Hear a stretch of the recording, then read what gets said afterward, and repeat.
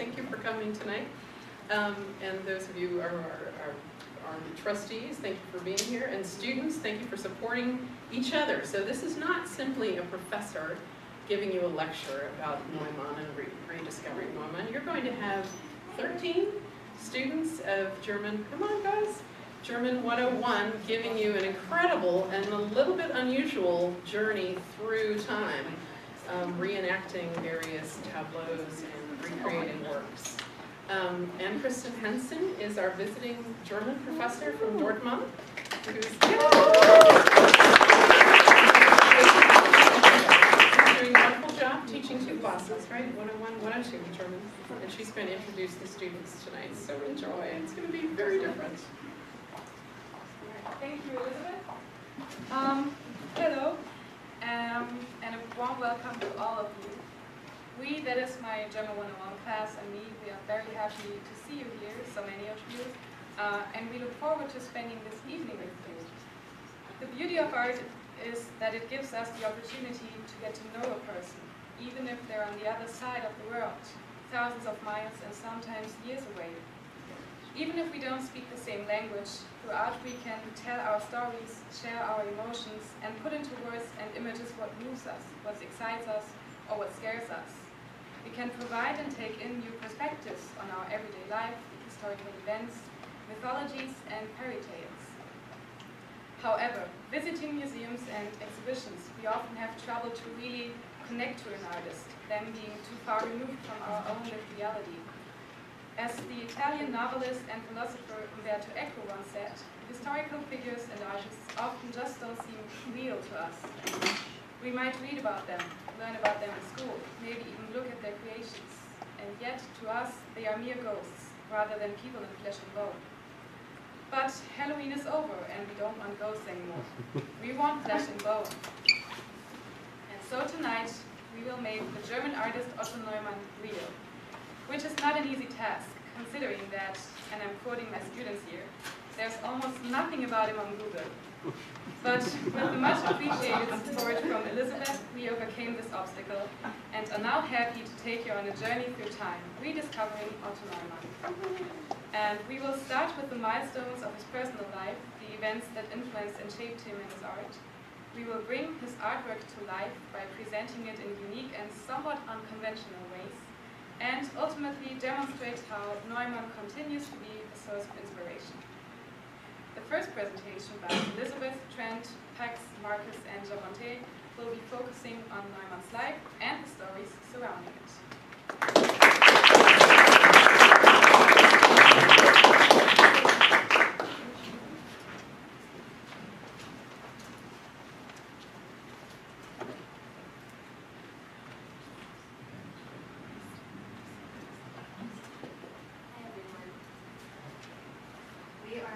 The Alpha and Omega story that Neumann recreated in his works. So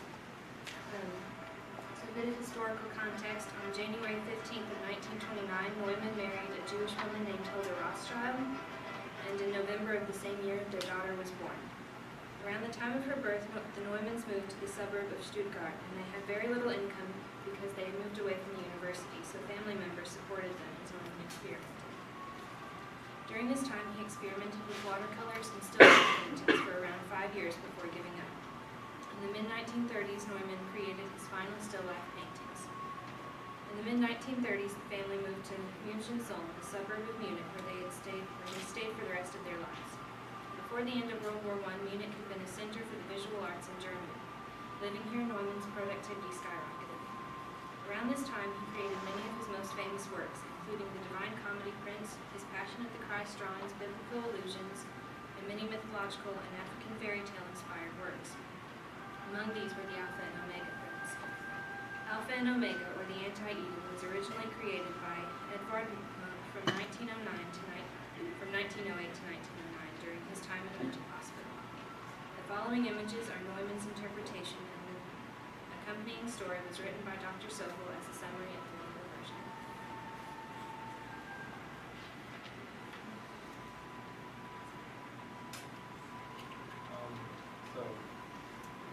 Alpha and Omega were the first human inhabitants of Scotland.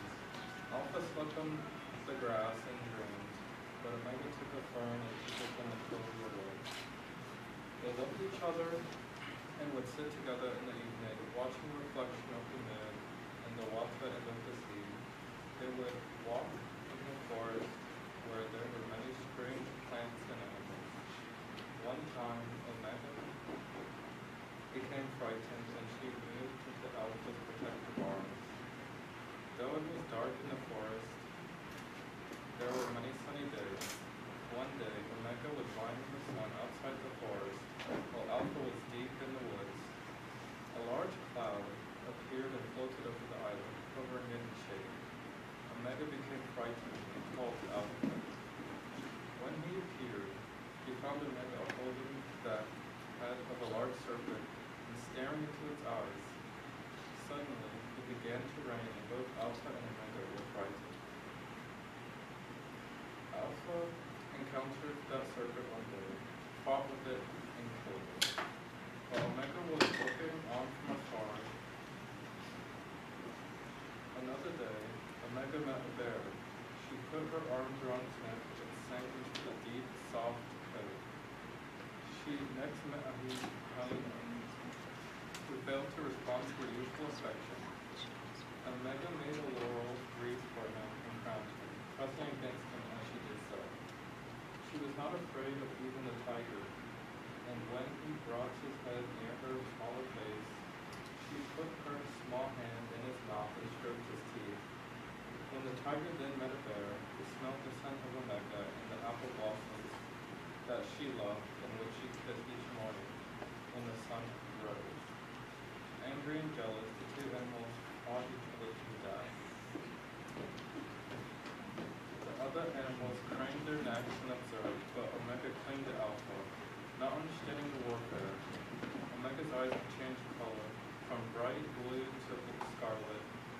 When she looked at Alpha, she would often hide her mood. One day, Alpha found her sitting on the bench and kissing a donkey, whose head was on her lap. Alpha brought an ostrich and wrapped himself around its neck, but Omega didn't interrupt her, kissing to notice. Omega was sad. She couldn't possess all the animals on the island and would weep about it. Then one day, once while crying, she arose and walked around before meeting a pig. She covered her own body with her long hair and stared at the pig. Omega remained unhappy, and one night, while she looked at the moon's reflection in the water, a deer came up to her. She climbed on its back and fled the island to a green country beyond the moon. Alpha remained on the island, missing her. Eventually, her children with various animals grew up and came to see Alpha. They were smaller versions of the pig, snake, and other wild animals, as well as some half-human creatures. They called Alpha Father, and he was filled with anger. He raced along the shore and heard screams that made him cover his ears, while both the sky and earth were of the color of blood. One day, the deer brought Omega back to the island. Alpha was at the shore when she came toward him. He was so filled with anger that he felt the blood howling in his ears and his muscles became taut. He struck Omega and killed her. And he bent down to look at her. Notice the same expression on her face as when he had held her and loved her the most. While still looking at her, all of the animals who had greeted him as their father came out from behind and tore him to pieces. Then they multiplied and fully occupied the island.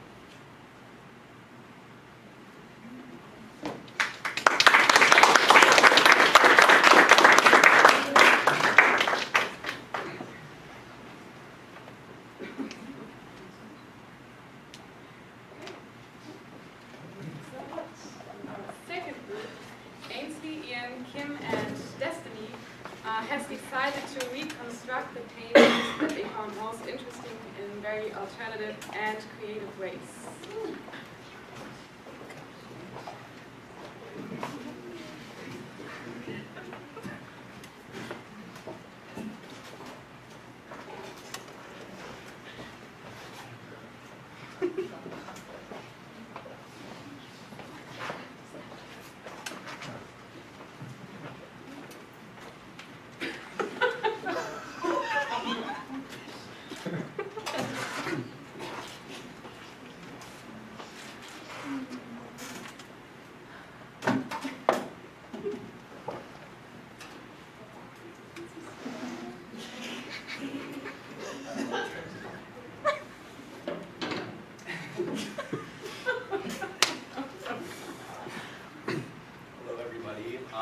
So Otto Neumann in his early years depicted many grotesque creatures, demons, humans, such as the man in the wheelbarrow. And many of these works could have been inspired by the time he spent in a German artillery regiment, or just living a life with mental illness, or a combination of the two. His grotesques were always depicting creatures in a state of like anguish or pain, which clearly gives a little glimpse into how he perceived his life at that time. And the reason we chose to recreate this piece of artwork is because if you actually look close enough, you can see that the demon or the creature, whatever you would call it, is actually giving a little bit of a smirk. And then if you look even closer, you can also see that the man with the broken leg is also smiling a little bit. And so even within this grotesque, it seems like there's some sort of humor or like upbeatness to it. And so we kind of wanted to bring that out while downplaying the grotesqueness a little bit. I chose to recreate Otto Neumann's print Obsubre, which is actually featured in the museum to your right. And the reason I chose this piece is because of all the mystery behind it.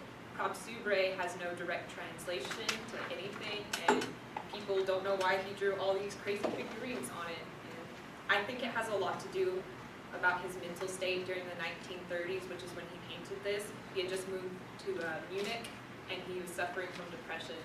So I think his grotesque period reflected all the things he was going through at that time. I recreated his print, and it was created in 1962 after he was released from his homeopathic asylum. He was depressed because his daughter committed suicide, and because of the events that happened throughout his life.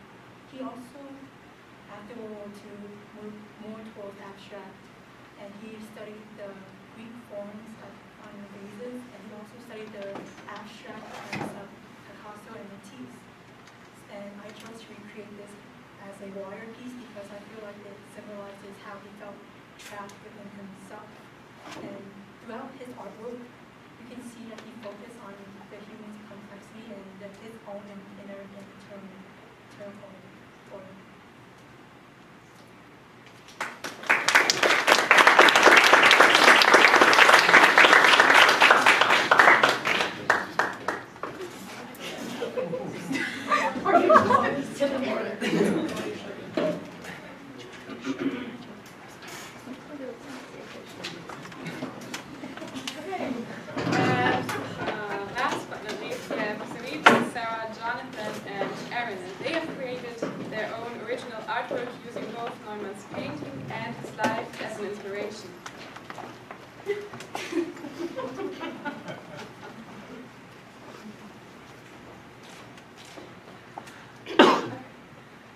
For my art piece, I recreated Otto Neumann's self-portrait by using various magazines.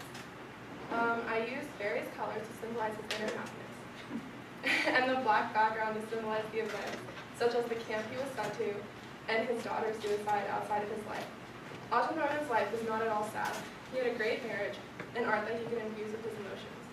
As you can see in my artwork, Otto is smiling right here. I chose for him to smile because I thought while he was creating his art, he was truly happy. Whereas when you see him, like when he did his own self-portrait, he drew himself frowning because he saw the man that was sad. But Otto Neumann had a happy and fulfilling life. And I believe that my artwork shows it, how colorful I put it. Hi, my name is Zarifa. I actually work as the museum assistant here, so I'm sitting at that desk that you guys pass on Wednesdays and Saturdays. And if you notice, there's a portrait of Otto Neumann right next to the elevator, so it's kind of like he's staring at me all the time. And the vibe I get from his look is just sad and frustrated. But since I spend so much time with all of his work in the museum, I've gotten certain joy from his depictions of different monsters. And I've told Professor Hensen and people before that I think his drawings of monsters kind of resemble comic book characters because they have really harsh lines. And they're not really sketches, you know, they kind of look like cartoons. So for my painting, I decided to draw my own monster, and it turned out kind of like a werewolf, maybe like a chupacabra. I'm not much of a drawer, but this is what I came up with, my own monster that symbolizes the difficulties that I went through in my life, which were enhanced by looking at Otto Neumann's difficulties. I chose a black background for the same reason Aaron did, to show the darkness in his life. But there's also moon, you know, so there is some light. And I used black chalk paint to paint the canvas black, and then over that I used thin chalk just to go over it in white and brown. So for mine, I actually did in pencil, so it's a little bit difficult to see. So while I explain what my thinking was, I'll kind of walk around the room and show it. I took my pieces from Dante's Inferno. That we have an entire gallery, a whole room full of these. And what sort of inspired me about that is that in this room, we have about as many pictures in this room as in that room. And at least for our gallery itself, it's very important. Now, I'm familiar with the Divine Comedy. I was a big fan of the different levels of hell, but in our modern interpretations of hell, we only really have the one level. We have everyone is kind of lumped together. So what I did is I took about 3 or 4 of his different pictures, his different depictions of the rings, and I blended them together all into one to kind of show just how the evolution of our thinking from back when Dante's Inferno came into being to our modern interpretation of hell. So just these two, the demon over here waving the flag, and this guy come from the same one. The man holding the woman, keeping them, or I guess comforting her, came from the same one. These two came from one where they're worshiping a demon, and this is where a pit of snakes are attacking men. So, yeah. Hello, my name is Sarah. I am recreating Daphne and Apollo. It's Otto Neumann's 1962 piece. It's done on onion paper, and you can see it right there behind you. Otto Neumann was very much inspired in a lot of his works by stories, Greek mythology, things of that nature. So I wanted to recreate a classic mythology tale, Daphne and Apollo. The story of Daphne and Apollo is that Daphne was a very beautiful nymph and Apollo was a god, and he was struck by a golden arrow that made him fall in love with her, and he was lusting after her and was trying to get her attention, trying to get her to love him, and she had made this promise that she was going to be abstinent, in a line of chastity. She was going to remain a virgin her entire life, so she had no interest in Apollo. And he was lusting after her, so she prayed to the gods and prayed that she could escape him, because he was so furious with her that he said that he was either going to have her or he was going to murder her. So the gods answered her prayers, and they answered her prayers, and they bound. Suddenly, her feet were bound and turned into roots. Her arms and legs turned into branches, and her hair was turned into leaves. And she became a tree, and she was never found by Apollo, and that is the mythology of why bay leaves never lose their roots.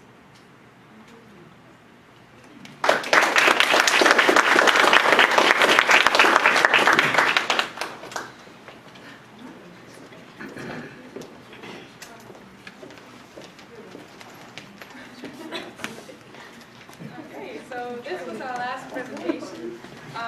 I hope you enjoyed this little journey and maybe even found yourself inspired to view this wonderful exhibition from a new perspective.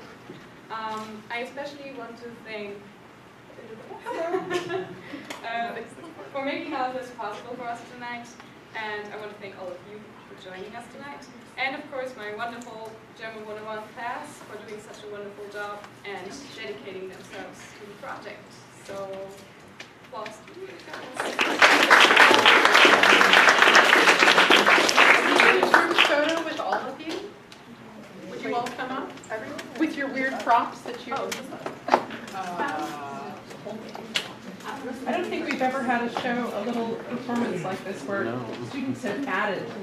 So so much and had such a creative response. It's wonderful. You can all gather, that would be great. Photo op. Yeah, make sure the bloody rabbit is in there, and crutches, and the whole dang thing. Maybe get down in front a few people? Yeah, there's so many of you. You gotta have the tree, the whole thing. Yay!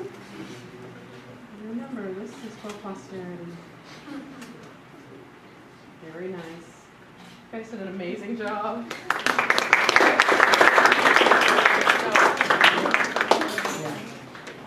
You want to take questions? We usually do. Yeah.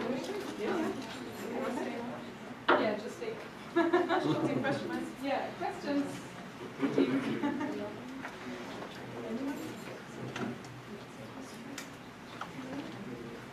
That was your one and only chance to ask anything you want for me.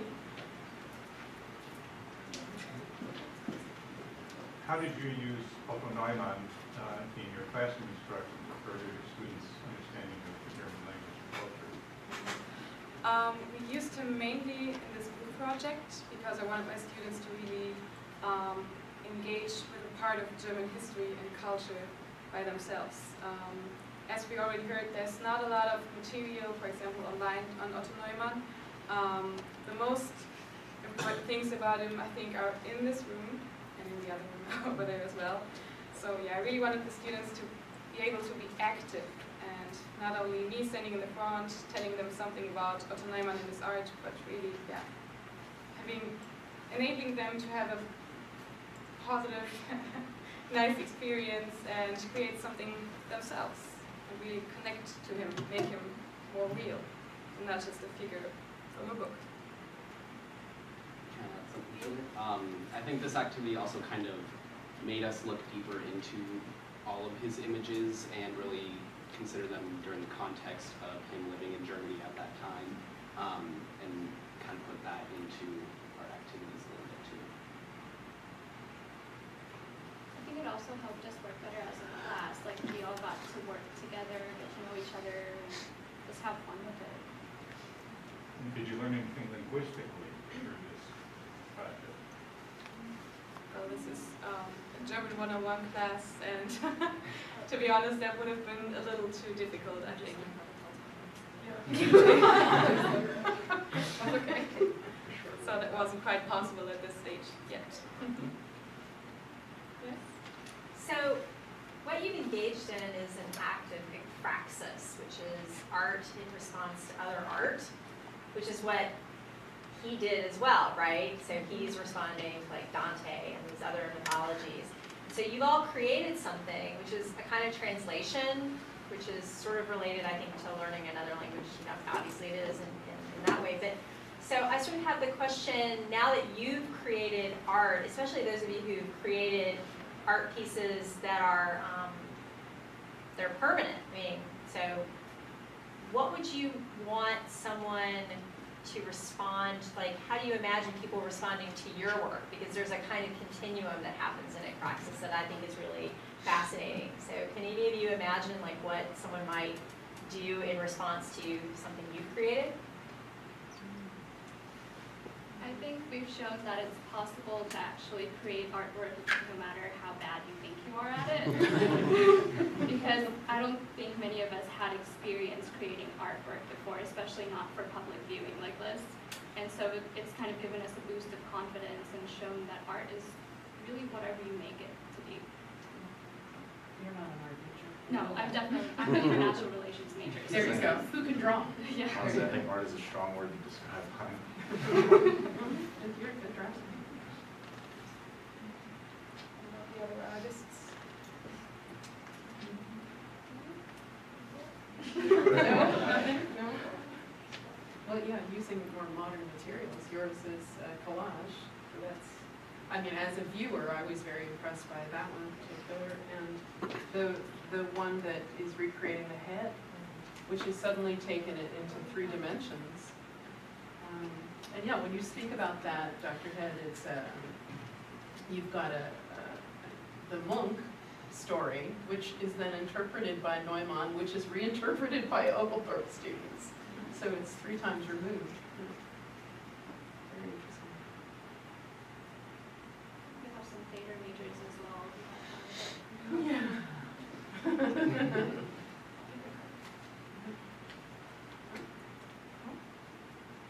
Thank you. Very beautiful. Good job.